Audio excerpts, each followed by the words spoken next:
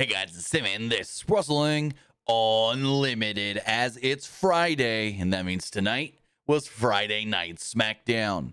First Night Smackdown does go. Pretty good show. Wouldn't call it great, but I would say it was a pretty good show that had me entertained the whole way through. I never felt like really bored. Like there are times where I'm just like, all right, I get where this is going. I don't have to fully pay attention. Like with the Stephanie Vaquer Alba Fire match, like I paid attention-ish, but I'm like, oh, this is just a win for Stephanie because she's in line for a title shot. I don't know why they're doing this on SmackDown, and I didn't understand why they were doing the Chelsea match on Raw either, but whatever. But like, other than that, I thought the show was great.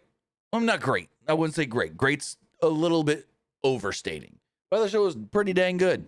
Very entertaining, quick 2-hour program. And with all of that, just want to check one thing here.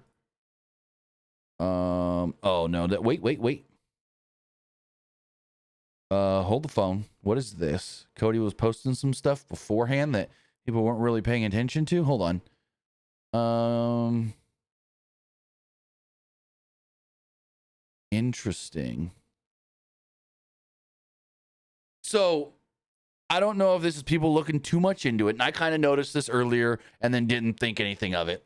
Cody was wearing glasses, kind of like the similar dumb looking style, the little skinny frame, big frame ones like The Rock wears. And then Cody also posted a photo on Instagram of him holding that, what's it called? The deal with the contract in it. Folder, I guess you would call it. And showed that he was wearing that watch that The Rock got him. Now people think we're getting a double turn at SummerSlam. People think that Rock is going to help Cody beat John Cena because he wore glasses like The Rock wore on the... And let me see. Hold on. Raw Gen 6. Are those these same glasses that The Rock was wearing? Hold the phone. Yeah, they are. So people think that Cody subtly teased that he's aligning with The Rock because he wore glasses similar to the ones The Rock wears, and he had the Rolex on from Rock. So we'll see. I don't know. I wouldn't turn Cody. Excuse me. I wouldn't turn Cody. But hey, if they do it, they do it. I'm not a fan of that idea, at least not right now. I don't think it is the time. Eventually, you will need to turn Cody Rhodes, but I don't think right now is the time. I don't think this is the right move. I get it. You got to get John Cena back as a babyface before December. You don't want him to leave as a heel. But I think doing it now and having Cody as the heel, I don't know. I don't see it. I don't see it. At least not quite yet. But with all of that, I want to say thank you for joining us here. Twitch.tv/PWU Unlimited, YouTube.com/Pro Wrestling Unlimited, and podcast services all around the globe like Stitcher, Spotify, Google Pod, Apple Pod, Anchor, iHeartRadio, and so much more. Remember, if you're watching live on Twitch, you can help us out a couple of different ways. You can either help us out by hitting that donate button down below or by donating Twitch bits in the live chat.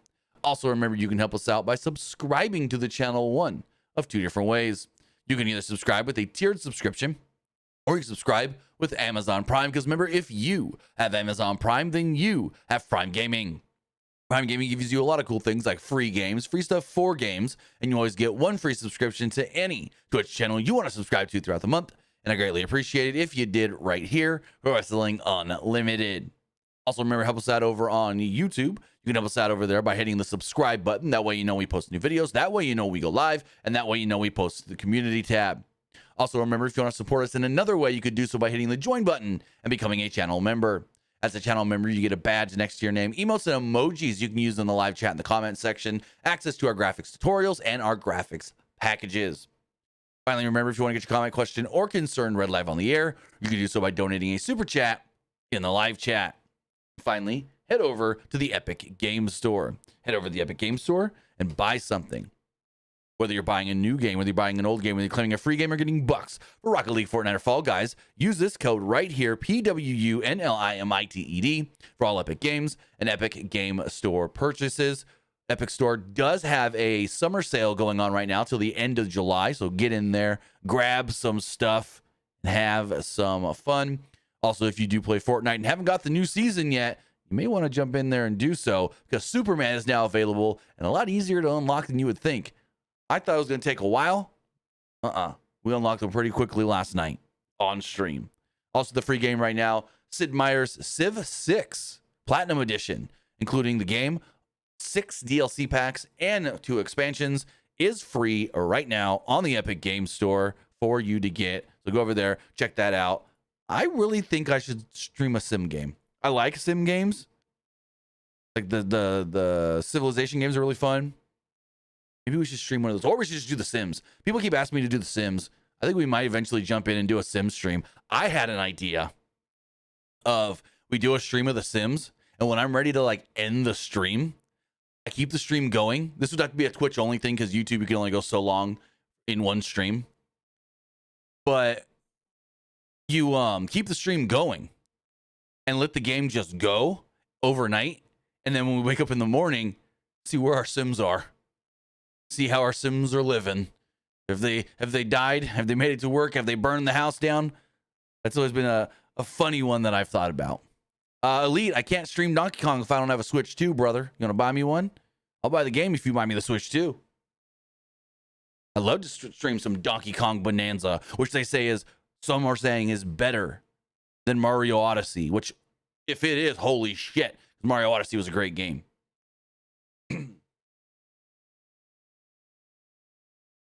But with all of that, Smackdown, really good show. Really good. We built up to SummerSlam. Elephant in the room, Dave Meltzer. Dave reported a number of matches that he had heard was at one point. Now, here's the caveat here. Dave said, at one point, these matches were discussed and possibly planned for SummerSlam. And one of the matches, he said, was a Charlotte Flair versus Alexa Bliss match. Yet tonight, we learned that they're getting a tag title shot, like most people expected.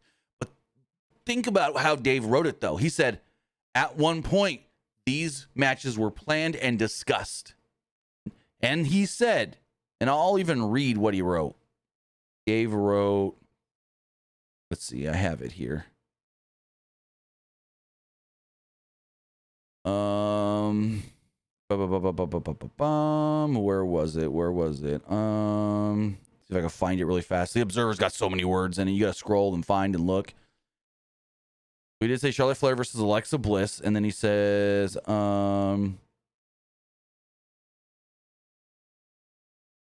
said at one point Rollins was also listed on the card against LA Knight as a possible match, but never confirmed. There are always changes to the lineup, and things could change in the weeks leading up to SummerSlam. So he's saying that, hey, over however long I've been told, here are some matches we've thrown around for pitched and ideas and this, that, whether they take place or not, who knows, but they've been pitched. They've been talked about, discussed, planned. And that's what he was talking about. He even said there might be a TLC match at SummerSlam.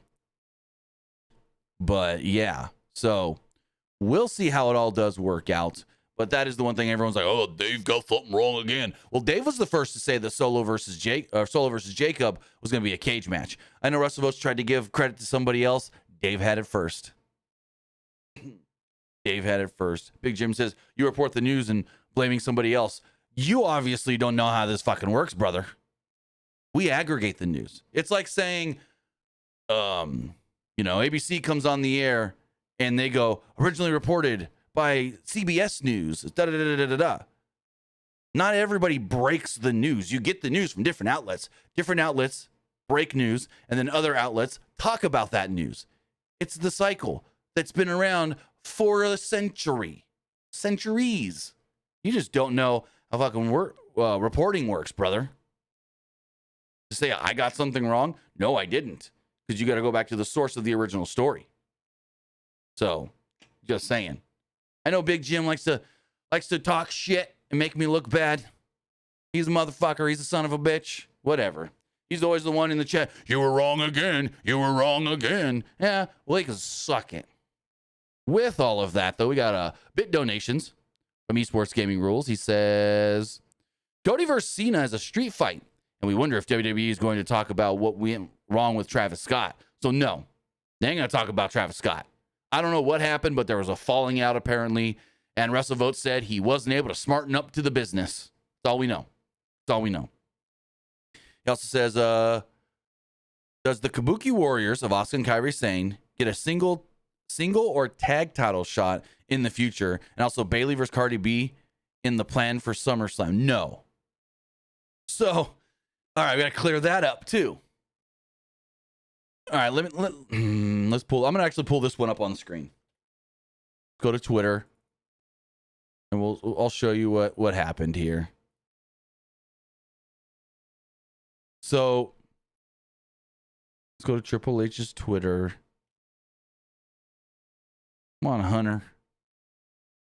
Where's it at? Okay, so this all started from Cardi B. And I'm not going to play the clip. I can't play the clip on stream. But I can show you the clip. I can show you the whatever. I can show you everything. So, that's not what I wanted. Hold on. There we go.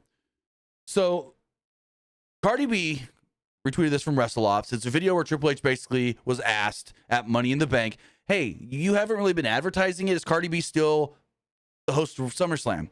And he said, yeah. And they also asked, if Cardi B's going to get involved in a match or have a fight or do something physical. And he's like, hey.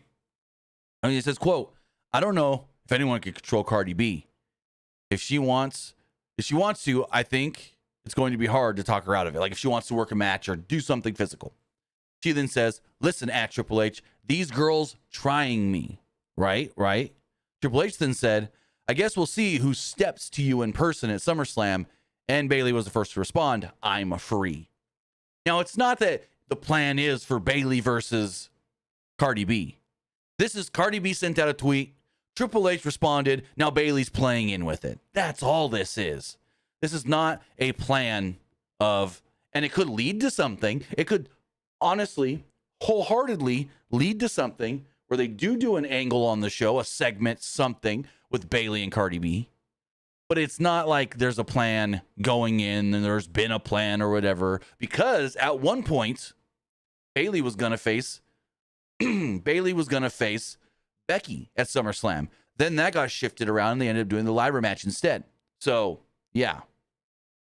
This was not the original plan or the plan or whatever. No. This is Cardi B retweeted something, added Triple H. Triple H responded, and then Bayley responded. That's all this is. That is all this is. There's nothing to look at here other than a funny thing that could lead to something, like a sequence of tweets that could lead to something. Now that Bayley doesn't have a match, it could lead to Cardi B, and this would only make sense if Bayley was a heel, though, because why would Bayley interrupt Cardi B? You know what I mean? Like, it would have to be something where Cardi B's out there and she's like, oh, we're here, MetLife, SummerSlam, oh, and then Bayley comes out and goes, you're annoying me, you're this, da-da-da-da, and then they, whatever. Like when she interrupted at, Mania in Tampa, when she did that little interruption thing with the Bellas, maybe it was. I can't fully remember, but yeah. We'll see. But I don't think, this was not the plan, if that's what you're trying to ask. It wasn't. As far as the Kabuki Warriors do go, I have no clue what the plan is for them. They lost on Raw to the tag champs, so they're not getting a tag title shot anytime soon.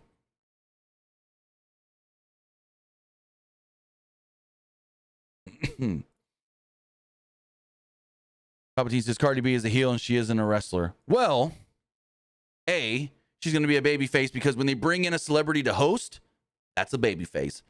They're not bringing in a heel to be the host. You know what I mean? And as far as she isn't a wrestler. Snooki had a match. That's all I got to say. Snooki had a match. But yeah, I don't see this being anything more than just funny Twitter banter. Funny Twitter banter. That could lead to something, but I wouldn't put any money on it. As far as tonight's Smackdown does go, show actually opened up with chaos in the parking lot. We abruptly cut to the parking lot where it looks like there was a car accident. The MFT is involved in a car accident. Tom Galoa is bleeding from the eye. There's cops there looking around. Adam Pearce is in charge tonight. Not sure where Nick all this was, but Adam Pearce is in charge tonight, and he's talking to the cops. Cody Rhodes walked by, kind of conferred with Pierce about the contract signing later tonight, and we go from there with Adam Pearce trying to figure out what the hell's going on.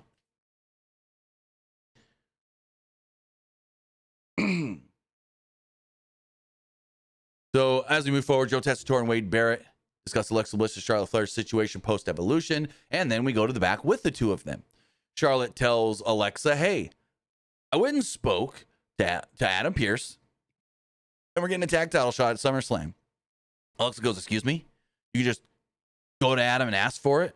She goes, hey, we're teaming up together, but it doesn't mean I'm not still Charlotte Flair, and I can't get my way. And she goes, but you can join me. I got a match. I'm taking on Raquel. And so basically she's just like, all right, you can be on my corner or not tonight. So the show does open with Charlotte Flair versus Raquel Rodriguez. Refreshing that we don't get no big, long, drawn-out 15, 20-minute talking segment. We get the quick little 4-minute thing in the parking lot, 3-4-minute thing with Alexa and Charlotte, and then boom, match.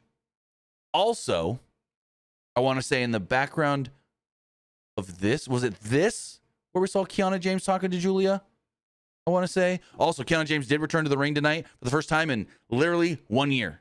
1 year from yesterday was when she was injured. Kiana James took on Michin on Main Event.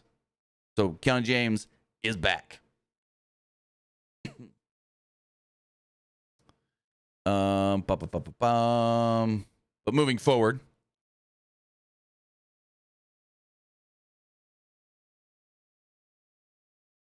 we did have Charlotte Flair versus Raquel Rodriguez. The match was fine. I mean, they worked well together. Nothing to complain about. Nothing wrong. Just a very good opener for SmackDown. As the bell rang, Flair and Rodriguez locked up in the middle of the ring before the two exchanged standing switches with no clear advantage early on, but Raquel eventually did get the advantage. She hit Charlotte Flair with a couple of shoulder blocks. Flair responded with a rough-looking Hurricane Rana, followed by a clothesline and a crossbody to the outside. In the background, Kiana James was seen talking to Julia. At ringside, Roxanne Perez tried to sneak up on Flair, but Alexa Bliss fought her off. This allowed Rodriguez to take advantage as she tossed Flair onto the ring post, which sent us to our first break of the evening. When we come back, Rodriguez lifted Flair up in a modified torture rack submission. The two start fighting for a little while. Rodriguez tried to go for a twisting Vader bomb. Flair recovered and began to light her up with some chops. At one point, Rodriguez attempted to lift Flair up for a Tejana bomb, but Flair countered and hit a big boot. Roxanne Perez tried to cause another distraction, but this allowed Alexa Bliss to take advantage here. She struck Rodriguez so Roxanne had the ref distracted, so Alexa popped Raquel. Charlotte then rolls her up. Alexa, stop. I hate when I do that. Charlotte rolls her up, 1, 2, 3, bada bing, bada boom. There we go. So, Charlotte Flair does pick up the win over Raquel Rodriguez. Next week on SmackDown, we get the other side of this, where Bliss will take on Perez. So, I thought it was a good opener, other than Charlotte's Hurricane Rana didn't look good. Adam Pearce then was confronted by some police officers in the back, and they said, excuse me, sir, we're looking for Jacob Fatu. He's like, for what? He's a person of interest in the incident out in the parking lot. He was like, all right, come with me. I think I know where he is. And they find Jacob. And Jacob's over here going, they're like, hey, Jacob, we need to speak with you. He's like, what do you mean you need to speak with me? I ain't going no ragged-ass cops or something like that. No police ain't going to talk to me or whatever. And Adam Pearce is like, Jacob, calm down. Think about your family. All they want to do is question you. Nothing is going to happen right now. Just hear him out. So basically, he goes with them to talk to them because they were told, as we learn later, that he was the one that caused the accident and then ran from the scene. We get a good video package here hyping up Tiffany Stratton and Jade Cargill for SummerSlam. Neither woman were actually on this show live, just this video package, which is actually really well done. Commentary then discussed the ongoing situation with Ron Killings, Aleister Black, and Damian Priest, including Black's attack on Priest last week. We then go to an earlier today video. Priest was looking for Aleister Black, but instead was confronted by Carmelo Hayes. These two had a little back and forth. They were all arguing at one point, and yeah, this led to a match. Carmelo versus Priest. Also, we got a vignette for Naked Gun that comes out in 2 weeks, I want to say. weeks from today, the 1st, August 1st, yes. In 2 weeks, Cody Rhodes is featured in that movie. He plays a bartender that gets his head smashed into the bar a couple times. So as far as this match does go, Hayes started things off with a sneak attack on Priest when he was playing to the crowd. Priest then did soon recover and hit a big boot and took down the challenger. In the corner, Priest worked over Hayes and repeatedly hit him with some strikes. After a commercial break, Hayes had the advantage over Priest as he was trash talking him. Priest then got himself all hyped up and took advantage as Hayes was kind of like being a little too cocky, I guess you would say. He was being a little too cocky, thinking, oh, I got this guy. I'm not worried about him. And because he was being a little too cocky, he wasn't really keeping the offense on, and bada bing, bada boom, there we go. So as we keep going, Hayes eventually did get the advantage once again. He took over the springboard clothesline as he tuned up the band for a super kick. Shawn Michaels style, you know, they're in San Antone. But Priest countered it. But Hayes then did deliver a La Mystica. I wrote that weird, couldn't even say it. As he escaped the Razor's Edge attempt. They're on the top rope. Hayes couldn't connect with a dive, or Hayes on the top rope, couldn't connect with a dive, and escaped another South of Heaven attempt from Priest. The two battled and spilled to the outside as Priest slammed Hayes across the commentary table. Priest tried to go for old school, but Aleister Black would show up and tripped him, causing the disqualification.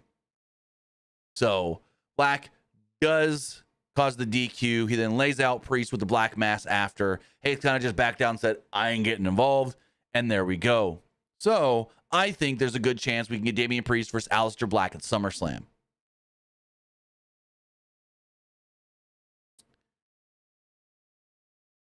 We then get a creepy Wyatt 6 video. You know, they're the tag champs. They say they're running the tag division.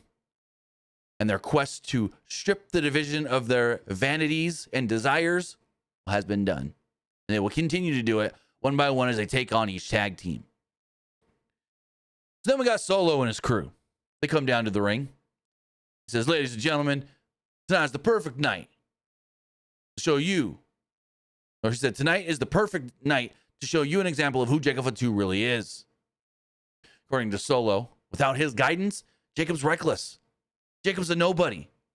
Jacob is carefree, Jacob is wild, and Jacob can't be trusted. He said, I brought Jacob Fatu in here. I put money in his bank, food on his table. I gave him a platform. And what does he do? He turns on me. He turns on his family, who was here for him. He said, once a criminal, always a criminal. Backstage, we see Jimmy Uso as the cop car pulls up. And cop gets out, opens the back door. Jacob gets out, and he goes, well, sir, thank you for your time.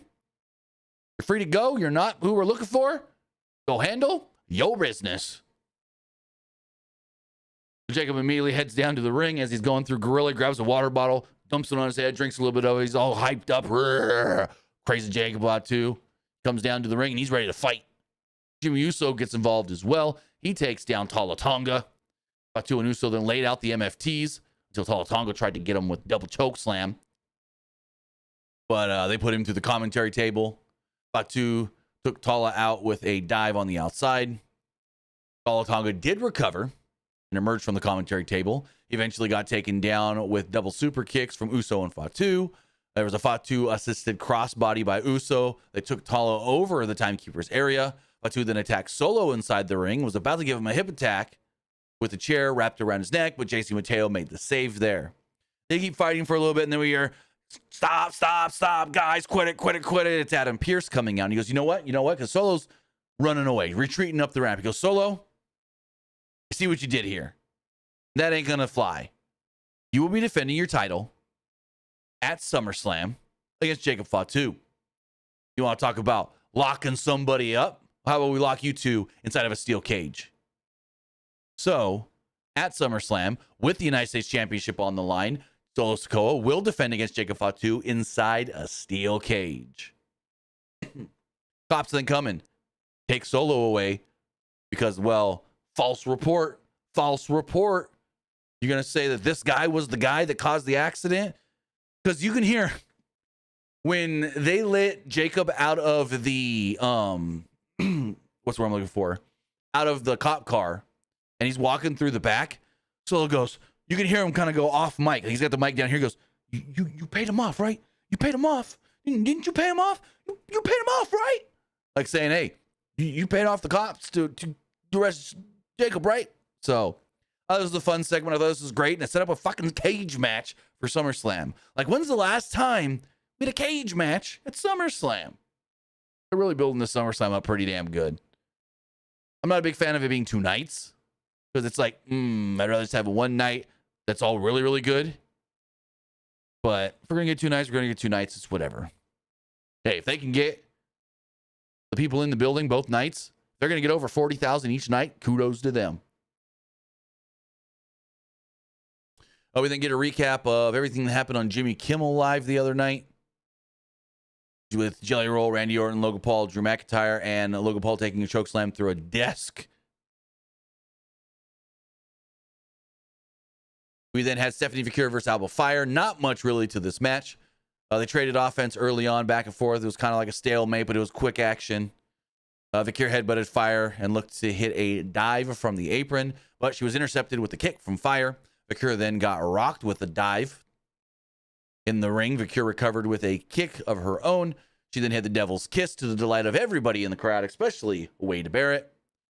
Fire then tried to go for the gory special, but Vaquer rolled through and out of it, hit her with the SVB, and picked up the victory. 1, 2, 3. Stephanie Vaquer picks up a win, just gaining some momentum, leading into later in August, not at the beginning of August at SummerSlam, but later in August, the end of the month, at Clash in Paris, when she's challenging for a championship. They still haven't technically told us what belt, though. They haven't told us if it's the Women's Championship or the Women's World Championship. At least says Jimmy Kimmel will be next to be canceled. You obviously don't know what's going on there, brother. No, Jimmy Kimmel's not getting canceled. Disney loves Jimmy Kimmel. Colbert got canceled because he works for CBS Viacom, who are actually cutting back a lot right now. Viacom, CBS, they're cutting back a lot right now. Jimmy Kimmel is not Viacom, CBS, so that one being canceled has nothing to do with the other, brother. You might want to educate yourself a little bit there, sir. Blue's Clues got canceled as well on Nickelodeon. After 5 seasons of the current iteration of Blue's Clues, that has been canceled as well. So, yeah. Viacom, CBS, they got new owners. And those guys that do South Park, not happy about these new owners. Like, I guess, like, stuff got switched up in the big contracts and deals that they signed for South Park. And they might sue. That's all I'm going to say. They might sue. But yeah, that's a CBS issue. Jimmy Kimmel he works for Disney.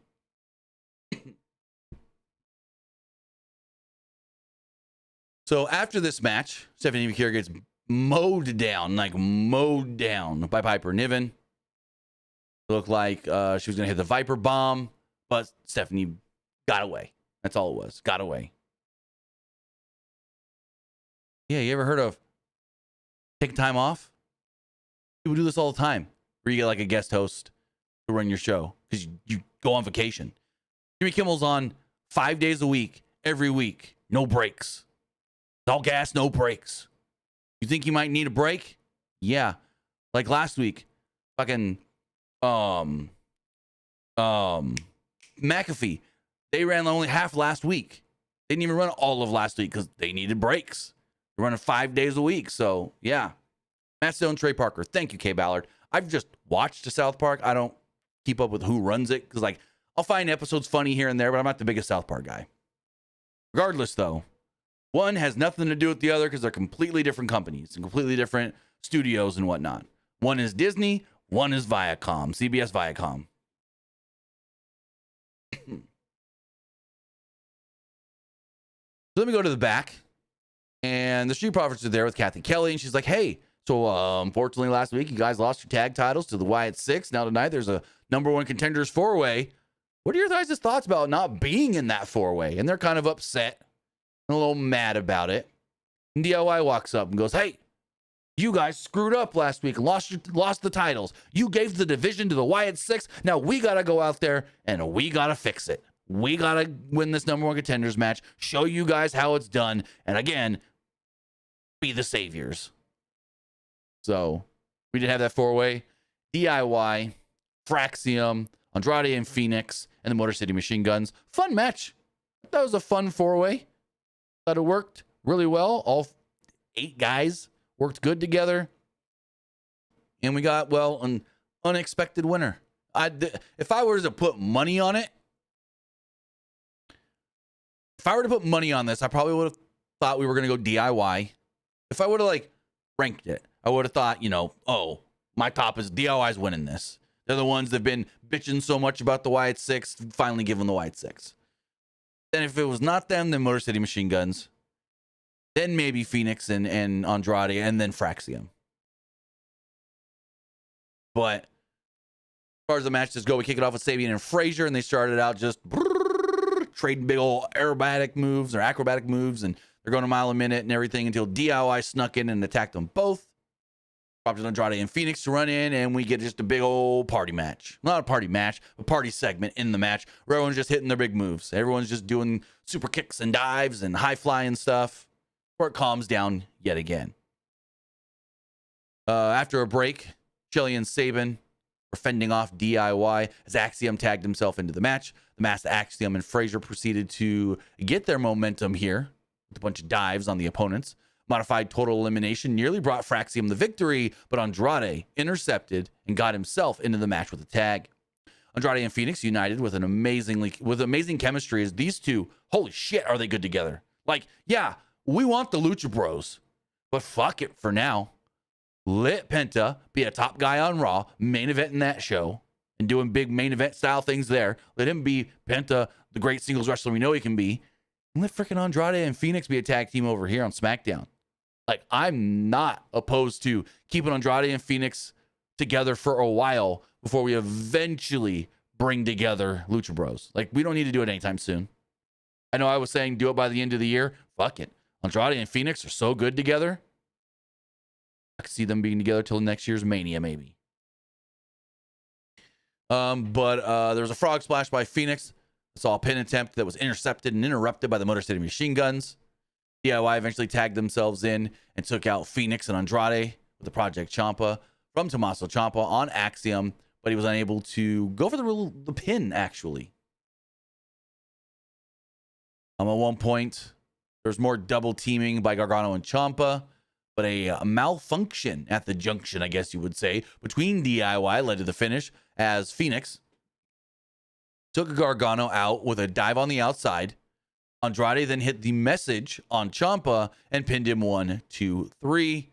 Andrade and Phoenix are your new number 1 contenders, and we'll be getting that tag title match next week on SmackDown. Don't remember where they're going to be next week. Let's see really fast. SmackDown next week is in. They said it, and I can't remember now. Where are they next week? They are in Cleveland. That's right, because they said Logan Paul will be in his hometown. Cleveland, Ohio. Esports Gaming Rules with another bit donation. He says, what do you think of AJ Styles returning to TNA at Slammiversary? Thanks to the WWE partnership officially. I think it's awesome. I think it's cool. And I think it's going to sell a bunch more tickets. I think the opportunity to see AJ Styles at that show in any capacity is going to sell more tickets. It's going to be the, I want to say, possibly highest attended TNA show of all time. They're in the UBS Arena. They're in Long Island. The show's going to be great. They got a lot of great matches announced. I'll be watching. Not sure if I'm going to do a review, but we'll see how it goes.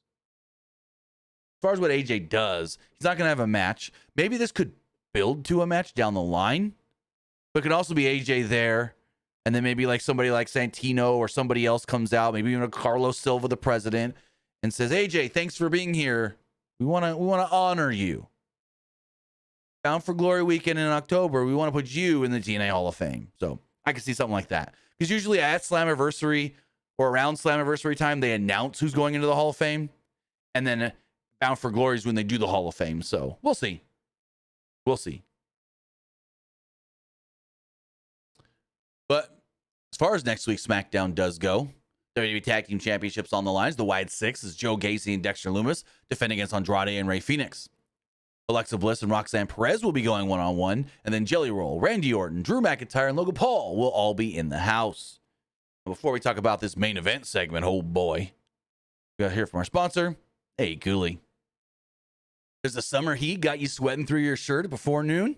Maybe it's time to chill with an AE Cooley handheld fan. This pocket-sized powerhouse is your secret weapon against scorching temps. Whether catching rays listening to music or just looking to get a great tan, it brings the breeze right when you need it. With 3-speed settings, a rechargeable battery that lasts up to 10 hours, and a whisper-quiet motor, the AE Cooley fan delivers cool comfort without the buzz or bulk. Toss it in your bag, clip it to your desk, or have it right by your side at all times. It's compact, stylish, and oh so convenient. So why melt when you can breeze through summer?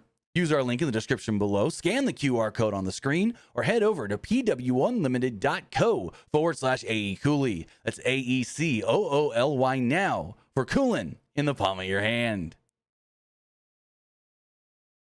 As far as the main event does go, Adam Pearce is in the ring to moderate contract signing between Cody Rhodes and John Cena. And he states, until both names are on the contract signed, match is not official. And that plays into the stupid thing with Cena. Once they did the whole, I'm not showing up by Cena, I'm like, oh, I know what's going to happen.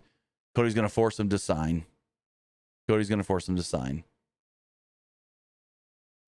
says, where's your AE Cooley? It's downstairs in the closet because everyone uses, like, when they go out to the pool outside and stuff. And yeah, it's in the closet with all our outdoor stuff, like our stuff we bring out into the backyard and whatnot. But well, mine's actually the ones in those photos too, like the one that my daughter's using and whatnot. That's mine in the photos. Anyways, so Cody Rhodes comes out first, and when they first play his music, it goes dum dum. Wrestling has more than one royal family. Sounds like you almost hear some boos from the crowd, but then when the music hits, bum bum bum bum bum bum, and Cody walks out, nope, they erupt. I love there was one person with a sign. It said Texas Roads House instead of Texas Roadhouse. That was funny. But Cody comes out. He thanks them for the great ovation. We're here in Texas. My dad's a Texan. My brother's a Texan. I always wanted to be like them. Outlaws. Rhodes talked about a post that was overanalyzed. The message was clear. Do not flinch. And thanks for coming along on the ride. He discussed about how he didn't flinch for his return, fighting with a torn pec, muscle off the bone, fighting his best friend, Jey Uso, even overcoming the final boss. However, at WrestleMania 41, he did flinch and lost to John Cena. Rhodes said that it was an inevitable task to be the one to take it away from one of the most beloved wrestlers our game's ever seen. One of the most important people we've ever had in this industry.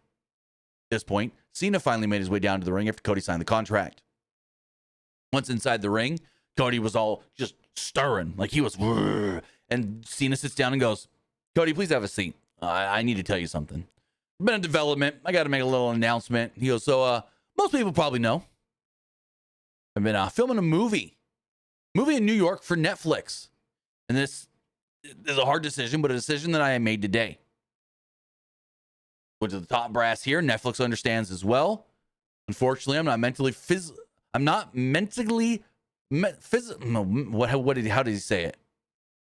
Mentally capable or something like that of competing at SummerSlam. I've just been running myself too hard doing this movie. And we've come to the tough decision that I'm not going to be at SummerSlam because that's best for business. Because I can't go in there and give it my best. He's like, Cody, you will get your match though. Maybe we go, I don't know, Clash of Paris. We do it there. Maybe we go a little farther down the road. You will get your match, Cody, but it's not going to happen at SummerSlam. I do apologize, but I can't do it. And Cody's getting all pissed. He's like, physically and emotionally, I'm not in the right space. He's like, just being here tonight, I'm not even in the right headspace. Cena then thanked the crowd and said, I want to apologize, but thank you guys for understanding. And he goes to leave. Cody's getting pissed off. He's throwing his jacket around, and Cena's about halfway up the ramp, and Cody says, screw it, and he runs after John Cena, and they start fighting. But Cena gets the upper hand. He retreated with the WWE Championship and looked like he was going to blast Cody with it. Cody fights him off, kicks him, intercepts him to the point where basically, so Cena's got the belt, right? And Cody kicks him and punches him, and he throws the belt. Cody catches the belt. Boom! Hits John with it. Hits Cena with the belt. Cody's all kinds of pissed off. There's that table in the ring from the contract signing, so he puts Cena on the table. And soon as Cena tried to leave earlier, I go, I know exactly where this is going. We've seen this 100,000 times. Cena's going to refuse to sign the contract, so Cody's going to sign it for him. Cody's going to grab his hand and sign it for him. Cody grabs the contract as Cena is laid out on the table. Cody goes to the top rope, which we don't see that often. Big old Uso-looking splash through the table, through Cena. He's got the contract in hand. He then grabs the contract, opens it up, grabs the pen, grabs Cena's arm, puts the pen in Cena's hand, and signs it for him. I'm sitting here going, is that legal? All Cena has to say is, that's not my actual signature. I didn't really sign that myself. But then Cody grabs the mic and says, John, look at the fine print. At SummerSlam, our match is a street fight. That's how the show goes off the air. Show ends with Rhodes holding the title tall, standing over a down Cena. Yeah, there we go. Street fight for the WWE Championship at SummerSlam. I assume, they haven't told us yet, but I assume this is the night 2 main event. Now, people think because it's a street fight, people are going to interfere. Oh, Rock's going to show up. Rock's going to be there. I don't know. Yes, I don't know. No. We'll have to wait and see. But entertaining episode of SmackDown. Good episode of SmackDown. Flowed really well. Did I say Mania? I meant SummerSlam. Sorry about that, Trey. But with all of that, yeah, good episode of SmackDown. What was the last night Cena had a street fight? When was Cena's last street fight? I could tell you right now. Let's go John Cena. I think you could do this on cage match type street fight or just match types. Then you can search for like opponents. Let's go matches street fight. That didn't work. Street fight. Cena's last street fight was in 2017 at a live event against Bray Wyatt. See, when was his last televised street fight, though? Live event. He worked a lot of street fights, live events. They do that a lot. And those live events with street fights. Here we go.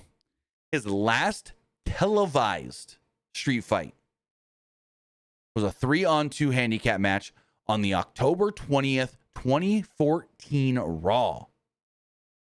It was the Authority, Kane, Randy Orton, and Seth Rollins against Dean Ambrose and John Cena in a street fight. That was the last time, 2014, over a decade ago, was the last time Cena had a televised street fight. Damn. That's interesting. A lot on like house shows in 2017, 2015. But yeah, last televised street fight was 2014. Now, as far as the show does go, you know what I thought of the show. Now it's time to hear what you guys thought of tonight's SmackDown. So as we go and refresh the polls, as far as the Threads poll does go, 64% liked the show, 36% thought it was just all right, and nobody disliked it. As far as the Twitter poll does go, 84% liked the show, 16% thought it was just all right, nobody disliked it. Looking at the community poll, 84% liked the show, 13% thought it was just all right, and 3% didn't like it. It says they needed many Raw stars over because the brand is failing. What? We had one Raw wrestler on this show. I mean, technically three if you count Raquel and Roxanne, but because they're the tag team champions, they can go back and forth, so they don't count. Technically, we only had one Raw superstar. Tag champs are floaters. They can go on any brand. As far as the live poll does go, 88% liked the show, 10% thought it was just all right, and 2% didn't like it. Finally, 75% on Twitch liked the show. Nope, wait, got in a couple votes. 80% on Twitch liked the show, 20% thought it was just all right. With that, guys, I want to say thank you for joining us here. Twitch.tv/PWU Unlimited, YouTube patreon.com/Pro Wrestling Unlimited, and podcast services all around the globe like Stitcher, Spotify, Google Pod, Apple Pod, Anchor, iHeartRadio, and so much more. With that, we will be back live on Monday for Monday Night Raw. Have a great weekend, and we'll see you next time. Have a good one, guys.